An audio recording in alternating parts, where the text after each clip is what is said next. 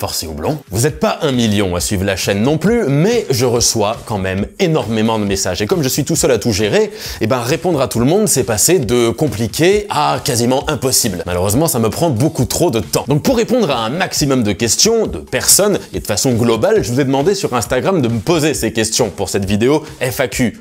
Foire aux questions, FAQ, Frequently Asked Questions. Bon, généralement, les FAQ, ce sont pas les vidéos les plus regardées sur une chaîne et je compte pas en faire toutes les 5 minutes. Mais, vous pouvez d'ores et déjà me poser les questions pour la prochaine FAQ dans les commentaires. Je prendrai que celles qui seront dans les commentaires de cette vidéo. Et si vous voulez, dans l'adresse mail qui est dans la description, vous pouvez aussi m'envoyer une petite vidéo d'une dizaine de secondes maximum pour me poser vos questions et je les intégrerai directement dans la prochaine FAQ en vidéo. Pour y répondre, cette phrase est beaucoup trop longue. Bon allez, on est parti pour un run de plus de 60 questions. La dernière va vous surprendre. On va faire ça dans le désordre le plus total. C'est parti. Parle-nous de tes bières sur l'étagère. Bon, ça ressemble un peu plus à un ordre qu'une question, hein, mais on va commencer par celle-ci, l'immortalité, en souvenir de mon passage à Montréal chez Dieu du Ciel. Celle-là, on y reviendra. Ensuite, la Super 8 Porter, donc la biérification, la première biérification de la chaîne de François Thorel, ou plutôt du Fossoyeur de film, avec une magnifique étiquette qui a été réalisée, illustrée par MZL, que vous connaissez maintenant. La Burial, qui m'a complètement scié le cul par son étiquette, son goût et son prix. Où trouves-tu généralement de nouvelles bières ? Bah, soit quand je pars en vadrouille, soit quand on m'en envoie, soit dans les bars et les caves spécialisées, tout bêtement. Y a pas de secret. Bientôt une vidéo sur l'impact environnemental de la bière et les brasseries responsables. Ouais, alors ça va être une grosse vidéo qui prend beaucoup de temps à faire et il y a aussi de grandes chances pour que je ne la fasse pas seul. À quelle heure peut-on boire la première bière de la journée ? Bah, j'ai envie de te dire, c'est un petit peu comme quand le maire de ta ville est super vénère et qu'il te donne rendez-vous dans son bureau. À la première heure. Tu serais OP pour un tour de France des bières afin de voir les abonnés et de tester quelques quilles locales. Bah carrément, je le fais déjà un petit peu naturellement au fur et à mesure de mes pérégrinations, mais pour quelque chose de plus organisé, j'ai déjà ma petite idée, et je vous en parlerai bientôt.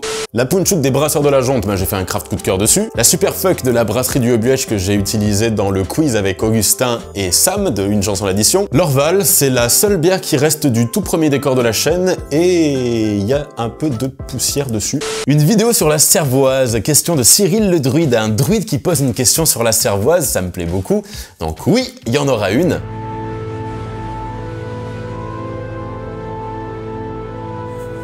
J'en dis pas plus. Peut-on s'attendre à une vidéo sur les canuches de Clodo ? Alors déjà, je tiens à souligner que tu as une magnifique photo de profil. Et ouais, donc clairement oui, ce sera probablement amené sous cet angle, mais ce sera surtout pour parler d'un sujet qui est beaucoup plus large et moins trivial. Quand sortira les contreparties spéciales 75K et 100K? Alors pour ceux qui voient pas de quoi il parle, en fait, c'est quand vous faites un don sur Tipeee, en contrepartie, vous avez des goodies, selon le niveau de votre don. En fait, c'est quasiment prêt, ça a pris énormément de retard à cause de plein de petits problèmes de gestion, on va dire. Mais ça arrive, il faut juste que vous soyez un peu patient et les tipeurs seront informés en temps voulu. Quelle bière t'a fait consommer et aimer la bière, ou quelle est ta première fois avec une bière? Là, je crois que la toute première fois où j'ai vraiment commencé à m'intéresser à ce que je buvais, c'était avec une Guinness. Ouais. Mais c'était il y a longtemps. C'était il y a très très longtemps. C'était à une époque où je sortais d'un supermarché avec un pack de lait et je croyais que j'avais le monopole du bon goût. Sinon, ma toute première fois avec une bière, la formulation est bizarre, je m'en souviens pas vraiment, je pense que ça m'avait pas plu, je pense que j'ai trouvé ça dégueulasse. En revanche, je me souviens de ma toute première bière dans un bar, et ça c'était il y a longtemps aussi, c'était au Flaherty's à Nîmes, à un demi-pêche. Voilà, faut bien commencer quelque part. Et c'était avec mon pote Thomas, qui est devenu perceur à Rennes aux dernières nouvelles. S'il me voit, salut, en zéro mobile. Est-ce que tu connais l'appli Untappd? Qu'en penses-tu? Eh ben oui, bien sûr, je connais l'appli Untappd et je m'en sers vraiment jamais. En fait, quand je bois une bière, bah, j'éprouve pas le besoin de la rentrer dans un Pokédex ou de le faire savoir à tout le monde ou de gagner des badges. En vrai, c'est un peu le comble pour un YouTuber, mais j'ai vraiment du mal avec les réseaux sociaux en général, les selfies, ce genre de trucs. Un de mes héros secrets, c'est ce mec là qui se baladait avec une pince Monseigneur et qui coupait les perces à selfie des gens partout. Et sinon, ben, Je regarde même pas les bandes annonces des films avant d'aller me faire une toile, donc je vois pas pourquoi j'irais consulter les stats d'une bière sur une table avant de la boire. Peut-on faire de la bière avec du riz? Eh ben oui, c'est une céréale et il y a plein de variétés différentes en plus. Pour toi, une 8-6, c'est tiède ou frais? Une 8-6, pour moi, ça se boit à température de main. La degré Z de la brasserie des Garrigues par rapport à la vidéo sur les bières sans alcool. La Cosmic Crush Tropical Sour de Overworks, en souvenir de mon passage chez Overworks en Écosse, à Ellon. La Citra Ashdown, c'est la toute première bière que j'ai pris en canette au Bears House à Montpellier. Des bisous à Toinou et Lilian. La Bowerbird de Zoubrou, que je kiffe, c'est du local. La Apricot Wheat, pareil, que je surkiffe, du Détour, j'ai fait un craft coup de cœur dessus. Ensuite, on revient de l'autre côté avec une Cloudwater, qui est là parce qu'il y avait un petit cactus dedans, mais il fait carrément la gueule. Y a-t-il un calendrier de l'Avent craft beers que tu recommandes en particulier? En fait, je m'intéresse pas vraiment au calendrier de l'Avent parce que j'aime bien choisir ce que j'achète, mais j'aime bien les surprises aussi. Donc en fait, ce que je suis en train de vous raconter, ça vous avance à rien, mais vu que je suis pas consommateur de calendrier de l'Avent de bière, je vais pas vous donner de conseils là-dessus. Si vous en connaissez des très bien, mettez-les en commentaire. Ensuite, double question de Seb Sévère. Quelle a été ta meilleure et ta pire prise? Et depuis quand aimes-tu la bière? Donc ma meilleure prise, je sais pas si tu veux parler au sens tournage ou au sens bière, donc on va plutôt partir sur le sens bière, parce que je pense que ça intéresse plus de gens. La meilleure, clairement, je pense que ça a été le Beer Flight qu'on nous a fait tester chez Dunham, au Canada. Et la pire, il n'y en a pas eu qu'une, heureusement ou malheureusement. Là, ce qui me vient en mémoire, c'est une fois au Bears House, encore, à Montpellier. J'ai pas d'action au Bears House, hein, je vous rassure, mais c'était là-bas, c'était un TTO de Bendorf. Et c'était la première fois que je rencontrais Ben, il m'a fait goûter un espèce de stout chelou, un peu méga pétrole. Et j'ai pas aimé du tout. La bière était très bien, hein, parce que clairement j'étais le seul apparemment à pas l'apprécier, c'est les goûts et les couleurs quoi. Mais je l'ai pas aimé. J'ai pas aimé, du coup par politesse je souriais comme ça, je l'ai torché, je l'ai fini. Il a vu ça et du coup automatiquement il m'a fait « Oh bah tu la kiffes celle-là !» Il m'en a resservi un gros verre et poker face. Mais les bières de chez Bendorf sont ouf, hein. Allez-y les yeux fermés. Et sinon pour répondre à ta deuxième question, donc depuis combien de temps est-ce que j'aime la bière? Je pense que comme tout le monde en fait, depuis la naissance, c'est juste qu'on n'en est pas conscient tout de suite. À quand l'ouverture du bar ou de la boutique? Alors j'ai déjà une petite boutique Etsy, hein, si vous voulez soutenir la chaîne en achetant par exemple des sous-bocs ou des stickers, c'est fait pour ça. Et puis pour le bar, stay tuned. Pourquoi dis-tu un Orval? Eh ben, t'auras la réponse à cette question dans une vidéo qui, je l'espère, sortira avant l'été. J'en dis pas plus. Gourou, il est plutôt double dry hop IPA ou Imperial Stout Choco. En fait, depuis qu'il a découvert les IPA, si tu veux, j'ai été obligé de remplacer ses croquettes par des pelets. Ensuite, les Imperial IPA, t'en penses quoi? Eh ben, j'en pense que comme pour n'importe quelle bière, du moment que c'est bien fait, c'est très bon. Après, il faut savoir se calmer, avoir la main leste sur la surenchère du houblonnage accru aussi. Groupe de métal français préféré? Eh ben, figure-toi que j'ai pas mal de retard à rattraper dans le métal français, mais je devrais pouvoir réussir à rattraper ça rapidement, puisque l'ami métallicois m'a envoyé ce livre, donc ça devrait pas poser trop de problèmes. Et sinon, sinon j'ai écouté pas mal de trucs comme Heavenly, Manigance, plus récemment Carpenter Brut, même si c'est un petit peu un grand écart entre métal et électro. Voilà. Ton endroit préféré pour une mousse? N'importe où, franchement, n'importe où, peut-être pas au volant, mais vraiment n'importe où. Et je t'avoue que la petite bière de fin de journée avec les pieds posés sur le bureau, là, ça peut reboot n'importe quelle journée de merde. Pourquoi la bière? Parce que la bière de la première édition du Beer Love Fest à Montpellier, avec l'étiquette là aussi réalisée par MZL, avec des houblons météorites. Celle-là, on y reviendra bientôt. Je sais même pas si vous voyez, si je vous les cache, donc celle-là, on y reviendra bientôt. La Pirate de la Mercière, en souvenir de la Mercière et de la rencontre avec Franck à Cosviller. La Muddle, je crois que c'est la meilleure NEIPA que j'ai goûtée. Quelle est la bière que tu amènes sur une île déserte? La mienne. Tu es plutôt blonde, brune ou rousse? Niveau bière, je parle, bien sûr. Eh ben, en fait, je me base pas du tout sur la couleur pour choisir ma bière. Je me base sur le style. Est-ce que c'est possible de faire plus de vidéos sur comment faire sa bière? Merci. Eh ben oui, il y en aura parce que vous êtes de plus en plus nombreux à vouloir vous initier au brassage et c'est une super chose, mais c'est pas non plus l'axe que je souhaite développer pour la chaîne. Le brassage en fait, à mon sens, hein, pour moi, c'est quelque chose qui se partage, qui se transmet. C'est mieux d'aller, si vous en avez l'occasion, à des ateliers d'initiation par exemple, comme le font Drapeau Rouge à Montpellier. C'est vraiment parfait comme endroit pour ça. Ça a été pensé pour. Il y a aussi la Barbotte, je sais plus à quelle fréquence ils font des brassins publics et si vous n'êtes pas de Montpellier, bah cherchez un peu, je suis sûr qu'il y a des lieux qui font ce même genre de choses. Le verre a-t-il vraiment une importance pour déguster une bière ? Non. Alors après, n'allez pas vous faire des dégustations dans des verres à shooter, c'est pas ce que j'ai dit. Je dis juste que l'importance qu'on a tendance à accorder au verre est un petit peu exagérée. Au final, la forme du verre en elle-même, elle va pas avoir une sorte d'influence prédominante sur votre expérience de dégustation. Moi, la plupart du temps, j'utilise un Teku et un Tulip aussi qui vient du salon de la bière suisse. D'ailleurs, j'ai plein d'images que j'ai faites à ce salon que je vous ai jamais montrées.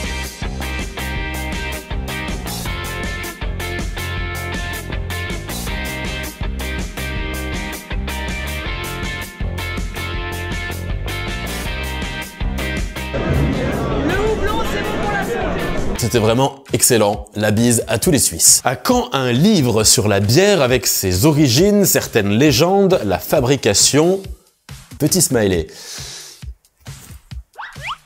Comment éviter de passer pour un hipster tout en étant vraiment amateur de bière artisanale?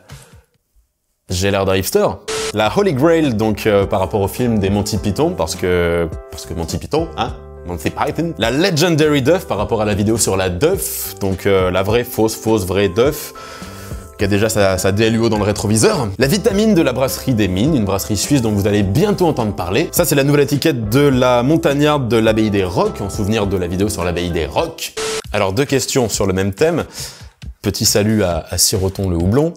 Est-ce que tu comptes venir au salon de la bière craft à Saint-Malo et on peut te voir sur des fests prochainement? Alors, je reçois beaucoup de messages pour me demander si je viens à tel ou tel festoche, à tel ou tel événement, et généralement, si je vais à un festival ou quel que soit l'autre événement, je le dis sur les réseaux. Si je le dis pas, c'est que j'y suis pas. Quel matériel utilises-tu pour tes vidéos, images, sons? Alors, le matériel a pas mal évolué depuis les débuts, hein. Merci les tipeurs. Pour l'image, maintenant j'utilise un GH4 avec un focal fixe 50 mm qui ouvre à 1.8. J'avais besoin de quelque chose d'assez lumineux puisque au final, tout ce que j'utilise pour la lumière, c'est que de la récup. Donc voilà. Pour le son, j'utilise le système Rodelink avec un récepteur et un émetteur là, avec un micro-cravate qui marche très bien, il est vraiment très cool et abordable surtout. Avant, j'avais aussi un petit de Rode aussi, chez l'espèce de micro-cravate qu'on peut brancher sur un smartphone qui est vraiment pratique en backup ou si on a des interviews à plusieurs à faire. Voilà. Sinon, je monte sous Sony Vegas et je le vis très bien. Je le vis très bien. Et le pire, je pense que c'est mon logiciel de retouche d'images, de photos, qui en fait est un des tout premiers logiciels sur lesquels j'ai appris quand j'étais ado à bidouiller des photos, qui s'appelle Microsoft Picturite. C'est de la merde. Et je l'aime bien. La Zwanzer en souvenir de mon passage à Bruxelles. La Hopi Christmas parce qu'il y a un aloe vera dedans. La Hilma d'Omnipolo pour le côté what the fuck parce qu'elle a été brassée avec de la vanille, des frites je crois et du pain à burger. La Schwarzenlager, une collab entre Bendorf et la Petite Mèze, valeur sûre. La Crimson Shard, c'est un mec qui me l'avait offert à l'instant T à Nîmes sous condition que je la mette derrière moi dans la déco. Et pour finir la Sainte Potion qui reviendra peut-être bientôt. Ensuite, combien de bières as-tu goûté? Eh bien, plusieurs. Alors sérieusement, les gens il y en a vraiment qui font ça, qui comptent le nombre de bières qu'ils ont bu pour se faire une sorte de CV ou des trucs comme ça. Cool. Ok. En fait, je m'en fous complètement. Le plus important, c'est de réussir à rester constamment dans la découverte et dans l'émerveillement. Pourquoi gardes-tu la même chemise et t-shirt dans chacune de tes vidéos? PS, tu déchires tout. Alors c'est pas une chemise, c'est une veste matelassée à l'intérieur, ce qui explique qu'en été, j'en chie pour tourner les vidéos. Et puis, je la change pas parce qu'avec YouTube, je me fais quoi? Je me fais 150 €, 200 € par mois. Voilà. Bon, et puis tout simplement parce que c'est un outfit, quoi. Ça fait partie du personnage de JV, comme Gaston Lagaffe a un pull vert ou comme le JDG a sa magnifique chemise jaune.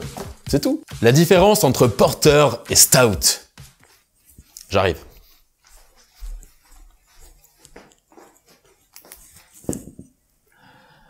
Le nom. Je plaisante. En fait, c'est pas si compliqué qu'on pourrait le croire. C'est juste très long à expliquer parce que c'est imbriqué dans l'histoire, une partie de l'histoire de l'Angleterre. C'est un mélange de techniques, de taxes, de diminution de la teneur en alcool à cause des guerres. Et au final, il faut juste se dire que, historiquement, on demandait simplement un stout porter pour demander un porteur qui est un peu plus costaud, comme on pouvait demander un stout ale en fait. Que penses-tu du nouveau design de la 8-6 Petit Loup Petite Bière? Eh bien franchement il est pas dégueu, je trouve qu'ils ont raison, c'est la meilleure chose qu'ils avaient à faire de se rapprocher vraiment avec le monde du tatouage et puis cette histoire de loup là qui est sortie de nulle part avec cet esprit de la meute. Je trouve ça plutôt réussi en termes de marketing. Après, alors j'ai une canette de 8-6 chez moi, ne me jugez pas, c'est celle que j'ai utilisée, elle est toute défoncée, celle que j'avais utilisée pour faire rouler dans le film du Chevalier de la Bière à la base. Je trouve que c'est plutôt simple et joli en fait, le design de base. Quand est-ce que tu viens goûter les bières bretonnes? Eh ben écoute, quand on m'invite, généralement je m'arrange pour venir. As-tu un réseau social privilégié pour échanger, discuter avec toi? Alors en général, je préfère discuter par email, hein, vous avez mon mail dans la description, parce que je reçois plein de messages sur Facebook et Instagram et je trouve que les canaux de discussion sont vraiment mal foutus sur ces plateformes-là, sur ces réseaux-là. Des fois même, je vois un message passer, je me dis ok, j'y réponds demain ou après-demain ou quand je suis en déplacement et tout, j'ai pas le temps, et ben j'arrive pas à les retrouver. Des fois, du coup, je me sens con, je suis là genre bon bah. Donc passez plutôt par le mail et si jamais je réponds pas, que c'est vraiment important, n'hésitez pas à me relancer. Serait-il possible d'avoir plus d'informations sur les mariages bière mais? Bah oui, j'ai prévu une vidéo là-dessus où vous saurez tout ce que vous voulez savoir. Tu as une formation académique ou tu es un pur passionné de bière autodidacte? Passionné autodidacte. Tu vas faire une série sur le Beer Night STP, oui. Pour les non-anglophones, Beer Night, le chevalier de la bière. Donc oui, ça dépend pas que de moi, donc ça prend un peu plus de temps, mais clairement oui. Et d'ailleurs, j'ai pas mal d'autres idées de courts-métrages qui n'ont rien à voir avec le Chevalier de la Bière, et j'espère pouvoir vous en parler très bientôt. Mais ça dépend pas que de moi. Une bière fétiche que tu bois régulièrement? Oui, c'est la mienne, c'est une bonne vieille Session IPA. Quelques bières vraiment originales. Des bières originales, tu peux en trouver absolument partout.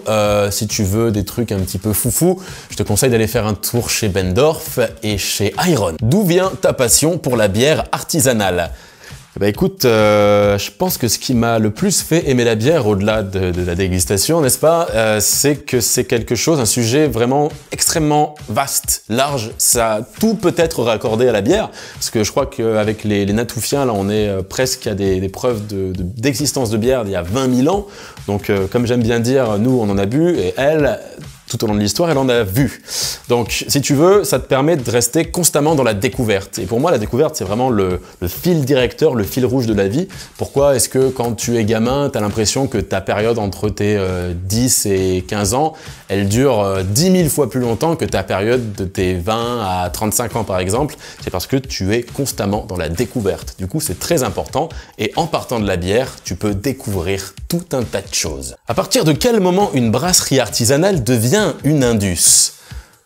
Grosse question. Merci de me l'avoir posée. C'est une grosse question, donc je vais essayer de pas trop m'embourber dedans, mais si tu veux, je pense que à partir du moment où tu as un volume qui va te faire opérer un basculement et te faire prendre des choix qui partent plutôt dans le profit que la qualité, par exemple modifier des recettes, là, tu es déjà sur une pente assez glissante. Tout n'est pas noir ou blanc, je vais pas aller jusqu'à dire qu'il y a 50 nuances de gris, mais je veux dire, une entreprise, c'est quand même à la base fait pour gagner de l'argent, pour vivre.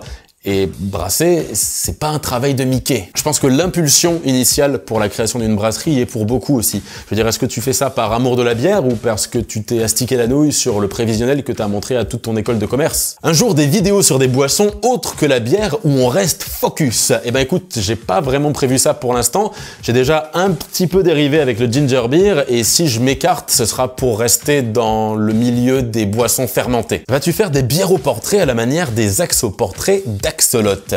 Bah, ça s'appelle pas vraiment comme ça, mais je veux dire, les vidéos que j'ai fait sur par exemple Chirac ou Obama, c'était un petit peu l'idée aussi. Sinon, des portraits purs et durs, oui, j'ai prévu d'en faire, et il y en a à faire.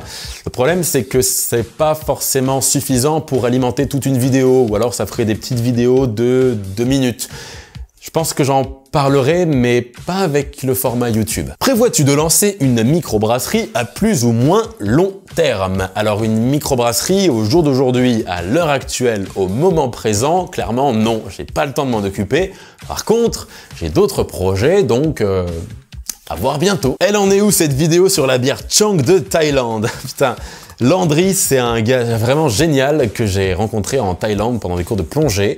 Et je ne vais pas vous raconter ma vie non plus, mais on a découvert la Chang là-bas avec toutes les espèces de mythes chelous qu'il y a, avec les histoires de collagène qui sont mis dedans pour la préserver, et surtout le fameux Changover du lendemain. Bah écoute, en fait, la vidéo, elle est écrite déjà depuis 2 ans. Le problème, c'est qu'il faut que je me redéplace en Thaïlande et c'est pas la porte à côté. Déjà que j'ai du mal à me libérer du temps pour aller en Belgique. Salut, j'y vais. Salut. Aurais-tu pu choisir un autre thème pour ta chaîne YouTube? Non. Est-ce que c'est facile de faire sa propre bière? Eh ben, la faire, oui. La réussir, pas toujours. Plutôt Heineken ou Corona. Vas-tu faire la suite de la vidéo sur la chasse et culture des levures? J'adore ta chaîne, continue. Merci, donc oui, pour répondre à ta question, c'est prévu, mais aussi là, c'est une grosse vidéo, j'ai envie de mettre plus de moyens dedans, donc il faut être encore un peu patient. À quand la vidéo sur le malatage? Je sais pas ce que c'est le malatage, donc je pense que tu voulais dire maltage.